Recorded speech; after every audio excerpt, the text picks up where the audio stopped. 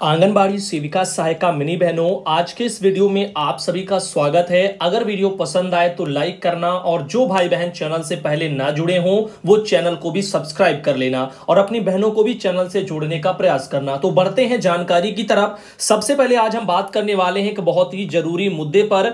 यह लिखा है दिनांक 15 जुलाई को, अभी 2 दिन पहले 15 जुलाई को उत्तर प्रदेश में निदेशक महोदय की अध्यक्षता में एक जूम बैठक आयोजित करवाई गई है, जिसमें सभी लोगों ने प्रतिभाग किया था और महोदय द्वारा कुछ निर्णय भी लिए गए हैं, जिस संबंध में दिशा निर्देश भी आए हैं। तो इन दिशा निर्देशों को भली भांति सभी आंगनबाड़ी बहनें ध्यान पूर्वक सुन लें। हम सबसे पहले बताने वाले हैं पहले निर्देश की, जिसमें कहा जा रहा है कि पोषाहार प्राप्त करने वाले समस्त लाभार्थी का जिनका आधार है, सर्वप्रथम उनकी पोषण ट्रैकर ऐप पर फीडिंग आंगनबाड़ी के माध्यम से करवाना सुनिश्चित करें और फिर जिन लाभार्थियों का आधार नहीं बना है उन लाभार्थियों को अलग से कैंप लगा करके यहां पर पोस्ट ऑफिस के माध्यम से या स्वास्थ्य विभाग द्वारा कन्या सुमंगला के लिए लगाए गए कैंपों में आंगनबाड़ी अपने लाभार्थी को ले जाकर के उनका आधार बनवाएं। यदि छोटे बच्चों जैसे कि 0 से 5 वर्ष के इनका आधार नहीं है तो उनके माता पिता के आधार को भी पोषण ट्रैकर ऐप पर फीड किया जा सकता है। तो अगर छोटे बच्चों का आधार नहीं है तो उसमें कहा जा रहा है कि जो है उनके माता पिता का यानी अभिभावक का आधार लगाया जा सकता है। लेकिन अगर बच्चा बड़ा है, 0 से 5 के ऊपर का है, तो ऐसे मान लो जैसे गर्भवती धात्री महिला है, अगर उनका भी आधार कार्ड नहीं है तो उनका तो कोई और का लगेगा नहीं, तो उनका तो बनवाना जरूरी है। और ऐसे में उनको अपने नजदीकी डाकघर जहां कहीं भी बन रहे हो या जो कैंप लगा है कन्या सुमंगला के लाभार्थियों का बनवाने के लिए, कहीं भी बन रहे हो वहां पर ले जाकर के आंगनबाड़ी बहनें बनवाएं, ऐसा यहां पर आदेश है। साथ ही अब बात करते हैं अगले निर्देश की। अगला निर्देश आपको बताने वाले हैं, सभी डीपीओ यह सुनिश्चित करें कि अपने अधीनस्थ समस्त बाल विकास परियोजना अधिकारी यानी कि सीडीपीओ उनको निर्देशित करें कि मुख्य सेविका यानी कि सुपरवाइजर इनके द्वारा सभी सेंटरों की बैठक करवाएं और बैठक में सीडीपीओ और डीपीओ जाकर के स्वयं आधार फीडिंग और पोषाहार वितरण की समीक्षा करें। तो सीडीपीओ डीपीओ समीक्षा करेंगे स्वयं आधार फीडिंग की, इसका भी वहां पर आदेश बैठक में जूम मीटिंग में दिया गया है 15 तारीख को।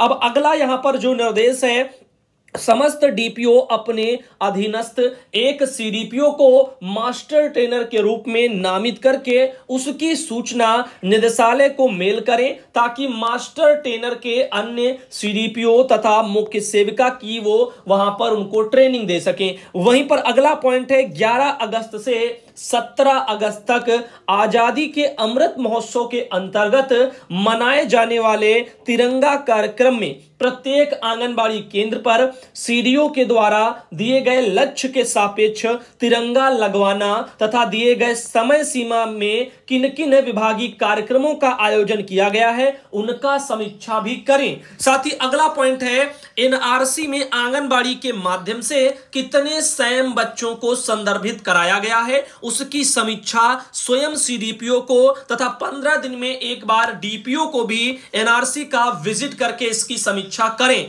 साथ ही अगला है, आरबीएस के द्वारा माइक्रो प्लान बना है कि नहीं, उसको सीएमओ के साथ में मिलकर के इसकी समीक्षा करें और आरबीएसके की टीम सैम बच्चों का विजिट करती है कि नहीं, इसकी भी समीक्षा डीएम से करवाएं। साथ ही साथ यहां पर अगला पॉइंट है, कार्यदायी संस्था के 585 केंद्रों का पैसा दिया गया है, डीसी मनरेगा द्वारा कार्य कराया जा रहा है कि नहीं, इसकी साप्ताहिक समीक्षा यह भी करें और यह माननीय मुख्यमंत्री संबंधित कार्यक्रम है तो यहां पर इसके बारे में जानकारी आई है। तो बहुत जरूरी यह उत्तर प्रदेश की बहनों के लिए जानकारी है। इन चीजों को ध्यानपूर्वक आपने सुना है, अगर नहीं सुना है तो दोबारा भी देख करके आप सुन सकते हैं। वही बात करते हैं अगली जानकारी की। आपको बता दें कि सुनीता देवी बहन जो सोनभद्र से आती हैं, उन्होंने एक जानकारी भेजी। जो डीपीओ महोदय हैं सोनभद्र जिले के, उन्होंने कल 16 जुलाई को अपने यहां एक लेटर निकाला है, जिसमें उन्होंने कहा है कि 16 जुलाई से लेकर के 22 जुलाई तक जनपद सोनभद्र के समस्त आंगनबाड़ी केंद्रों पर भूजल सप्ताह मनाया जाएगा। तो बाकी जिलों में भी यूपी में भूजल सप्ताह मनाया जाएगा 16 से 22 तक, और आप लोग इसके बारे में थोड़ा ध्यान देना। अब इसमें लिखा गया है कि 16 जून के क्रम में जनपद के समस्त आंगनबाड़ी केंद्रों पर मुख्य विचार बिंदु जन जन तक जल पहुंचाना है, जल संरक्षण अपनाना है। इस पर जन जागरूकता रैली आयोजन करते हुए फोटोग्राफ्स भी उपलब्ध कराने होंगे, और रैली के लिए तिथि भी आ गई है। तो तिथि सुनिएगा ध्यानपूर्वक सोनभद्र जिले की बहनों। अब लिखा है परियोजना का नाम, रॉबर्ट्सगंज के लिए 17 जुलाई आज है, घोरावल के लिए 17 जुलाई है, शहर के लिए 17 जुलाई है, कर्मा के लिए 17 जुलाई है, नगवा के लिए 17 है, चतरा के लिए 18 है, और चौपन के लिए 18 है, कोन के लिए 19 है, और म्योरपुर के लिए 20 है, और दुद्धी के लिए 20 है, और बभनी जो है उसके लिए 21 है। ये तारीखें हैं जन जागरूकता रैली के आयोजन के लिए। सभी परियोजनाओं की अलग अलग तारीखें यहां पर आपने देखी हैं। अब बात करते हैं यहां पर राजेश कुमार जी हैं, उन्हीं का यहां पर ये जिला कार्यक्रम अधिकारी हैं, उनके स्तर से लेटर आया है, और यहां पर उन्होंने लिखा है कि जन जागरूकता रैली का आयोजन किया जाए और समस्त आंगनबाड़ी केंद्रों पर, और विभागीय ग्रुप जो बने हैं व्हाट्सएप वाले, उस पर फोटो भी जो यहां पर भेजी जाए, और इसके बारे में बोला गया। और लापरवाही को गंभीरता से भी लिया जाएगा, ऐसा भी कड़ा संदेश है। वहीं पर अगली एक जानकारी है जो कि सीतापुर से जो डीपीओ महोदय हैं, उनके स्तर से जो मनोज कुमार राव जी हैं सीतापुर के डीपीओ, और उनका एक ये लेटर आया है 15 जुलाई का, जिसमें लिखा है पोषण ट्रैकर पर 0 से 5 वर्ष के बच्चों की फीडिंग जो है 10% से भी कम रहने के संबंध में है। अब यहां पर परियोजनाओं के नाम हैं, कुल बच्चों की संख्या वहां कितनी है, कुल वजन वहां पर कितने किए गए हैं, और वजन किए गए बच्चों का परसेंटेज कितना है। तो यहां पर महोली में 8% और गोदला मऊ में 0.6%, 1% भी नहीं है गोदला मऊ में। हर गांव वगैरह में भी 0.8 है, और परसेंडी वगैरह में आप देख रहे हैं यहां पर 9.1 है, और मिश्रिक वगैरह में 1.8 है, और महमूदाबाद लिखा हुआ यहां पर 0.1% है। यानी 0.1 आप समझ रहे हैं ना कितना कम है परसेंटेज। ऐसे करके सभी जगह के यहां पर अलग अलग परसेंटेज लिख दिए गए हैं।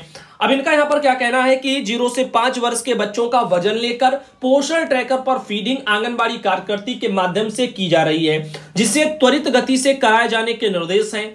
आज दिनांक 15 जुलाई जो कि जब 15 का लेटर था, यहां पर यह पाया गया है कि परियोजना से संबंधित फीडिंग 10% से भी कम है, और कुछ परियोजना में 0% भी फीडिंग पाई गई है, जिससे स्पष्ट होता है कि आपका अधीनस्थ मुख्य सेविका व आंगनबाड़ी कार्यकर्ती पर प्रभाव नियंत्रण नहीं है। आपको सचेत करते हुए निर्देशित किया जाता है कि अधीनस्थ मुख्य सेविका का जो है उनको कारण बताओ नोटिस निर्गत करो। तो डीपीओ महोदय सीतापुर के साफ शब्दों में कड़ी हिदायत देते हुए अपने वहां के सीडीपीओ लोगों को कह रहे हैं कि जो है आप लोग के ऊपर यानी आप का आंगनबाड़ी की जो मुख्य सेविका सुपरवाइजर होती हैं उन पर और आंगनबाड़ी पर बिल्कुल भी कंट्रोल नहीं है, बिल्कुल भी जो है यहां पर आपकी नहीं सुनते, इसलिए ये काम नहीं हो पा रहे हैं। 0% से भी खराब स्थितियां हैं। तो इसलिए इनका कहना है कारण बताओ नोटिस जो है सुपरवाइजरों को जल्द से जल्द जारी करो। अब यहां पर इनका कहना है सभी लाभार्थियों का लिए गए वजन के सापेक्ष 100% फीडिंग कराओ, और सुपरवाइजर को निर्गत नोटिस की प्रति अधो हस्ताक्षरी को जो है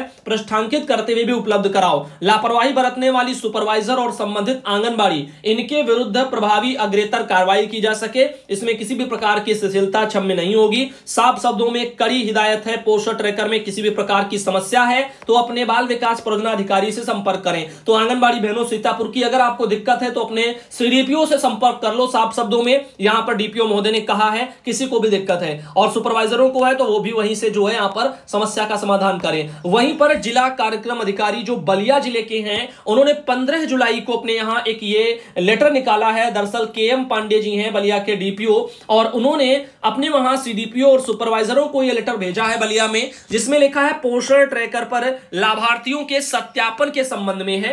तो यहां इनका भी कहना है कि पोषण ट्रैकर ऐप पर आपके परियोजना का आधार सत्यापन रिपोर्ट काफी कम है, जो कि आपके घोर लापरवाही को दर्शाता है, और विभिन्न तिथियों में आप लोगों को बैठक तथा पत्रों के माध्यम से इस विषय की महत्ता तथा आपकी प्रगति पर दैनिक रूप से प्रकाश भी डाला जाता रहा है, किंतु 10 जुलाई से 15 जुलाई तक प्रगति की अवलोकन करने से यह साफ स्पष्ट है कि उक्त कार्य में रुचि नहीं ली जा रही है, जबकि आपको स्पष्ट रूप से ज्ञात है कि 15 जुलाई 2022 को भारत सरकार द्वारा अंतिम तिथि निर्धारित की गई है तथा निदेशक महोदय द्वारा भी समीक्षा बैठक उक्त विषय पर लिया जाना है। तो यहां पर एक बैठक आहूत की जाएगी अभी, तो 18 जुलाई तक 100% आधार सत्यापन कर लो, ऐसा यहां पर ये बोल रहे हैं। तो अभी आप लोगों को पता है ऑल इंडिया ने आप लोगों को सबसे पहले जानकारी दे दी थी कि आपका 15 जुलाई तक आधार वाला जो भी काम है वेरीफाई कर लीजिएगा, और इसके लिए लगभग 20 दिन या 15 दिन पहले आप लोगों को बता दिया गया था। अब उम्मीद है आप लोगों ने उस टाइम पर वीडियो देखा होगा, और जिन्होंने देखा है उनको पता है कि मैं सही कह रहा हूं, बहुत समय पहले ही मैंने बता दिया था।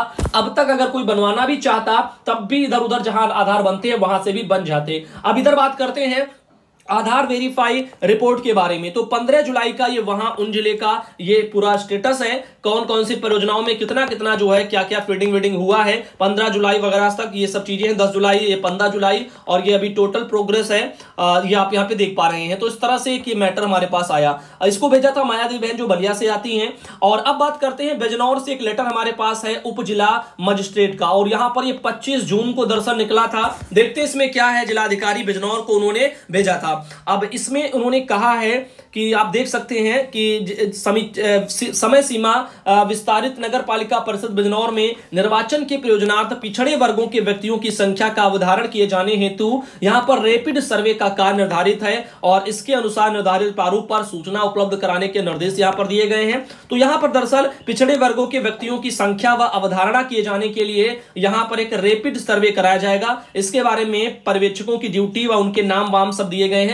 ऐसा मैटर था, तो ये कोई बहुत ज्यादा खास नहीं था। ये रहा नगर पालिका जो आपकी है बिजनौर पिछड़ी जाति की गणना के लिए गणकों की नियुक्ति यहां पर की गई है 2022 में, और वो एक मैटर था। वहीं पर आशा बहन आती है अयोध्या से, और यहां पर अयोध्या से उन्होंने एक ये आर्टिकल भेजा है, कार्यालय आयुक्त जी का है, गन्ना एवं चीनी उत्तर प्रदेश से, लखनऊ से जारी है। 12 जुलाई का लेटर है, अनिवार्य सेवानिवृत्ति आदेश से जुड़ा हुआ है। वही 50 साल से जो ऊपर हो चुके हैं उनका जो है स्क्रीनिंग कराने से जुड़ा हुआ मैटर है, रिटायरमेंट वाला। तो यहां पर ये एक 12 जुलाई का भी लेटर हम तक पहुंचा है, सरकारी आदेश है, आप यहां पे देख रहे हैं। तो इसमें सब चीजें लिखी हैं कि बैठक में समिति द्वारा अनिवार्य सेवानिवृत्ति के लिए स्क्रीनिंग करते हुए श्री संजीव कुमार शर्मा वरिष्ठ सहायक परिक्षेत्र मेरठ के संपूर्ण सेवा काल के समस्त अभिलेखों यथा चरित्र पंजिका, सेवा पुस्तिका इत्यादि का परीक्षण किया गया है। और इस तरह से इसमें सारी चीजें हैं। समिति द्वारा प्रस्तुत रिपोर्ट का संज्ञान लेते हुए उस पर सम्यक विचारों उपरांत अधोहस्ताक्षरी द्वारा श्री संजीव कुमार शर्मा वरिष्ठ सहायक परिक्षेत्र मेरठ के संपूर्ण सेवा काल के समस्त संगत अभिलेख विशेष बल अंतिम 10 वर्षों के अभिलेखों पर केंद्रित रहते हुए उनका गहन मूल्यांकन करने पर श्री संजीव कुमार शर्मा वरिष्ठ सहायक परिक्षेत्र मेरठ की अनिवार्य सेवानिवृत्ति का निर्णय लेते हुए यह आदेश पारित वगैरह करता हूं। इस तरह से यहां पर ये चीजें यहां पर देखने को मिल रही हैं। तो इस तरह से यहां पर चीजें स्क्रीनिंग वाले काम शुरू हो चुके हैं, आप लोग ध्यान देना। अब आशा बहन आती है अयोध्या से, उन्होंने कहा कि प्रमोशन नहीं किया तो रिटायरमेंट की धमकी वमकी सब आने लग गई है। तो भाई यहां पर गवर्नमेंट कह रही है कि जो 50 साल से ऊपर के लोग हैं इनका स्क्रीनिंग कराओ, अगर काम करने में सक्षम है तभी इनको सेवा में रखो, क्योंकि अगर काम करने में सक्षम नहीं है, बार बार कोई छुट्टी ले रहा है, तबीयत बिगड़ रही है, जो भी समस्याएं गंभीर बीमारियों से ग्रसित है। नमस्कार, all India anganwadi news channel में आपका स्वागत है। चैनल से जुड़ने के लिए नीचे दिख रहे रेड कलर के सब्सक्राइब बटन पर आपको सबसे पहले क्लिक करना है, फिर साइड में एक नोटिफिकेशन बेल यानी घंटी बनके आएगी, उस पर जब आप दबाएंगे तो 3 घंटी आपको दिखेंगी, जिनमें सबसे ऊपर ऑल वाली घंटी आप लोगों को दबा लेनी है।